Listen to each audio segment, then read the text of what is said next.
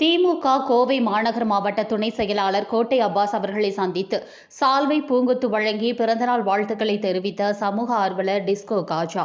திமுக கோவை மாநகர் மாவட்ட துணை செயலாளர் கோட்டை அப்பாஸ் பிறந்தநாள் விழாவை முன்னிட்டு பல்வேறு முக்கிய பிரமுகர்கள், கட்சி நிர்வாகிகள், கழக தொண்டர்கள் அவரை நேரில் சந்தித்து வாழ்த்துக்களை தெரிவித்து வருகின்றனர்.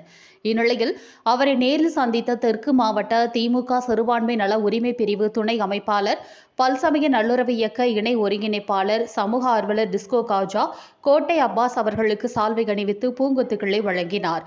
தொடர்ந்து அவர் அமைதிக்கு வழி எனும் புத்தகத்தை வழங்கி தனது பிறந்தநாள் வாழ்த்துக்களை தெரிவித்தார்.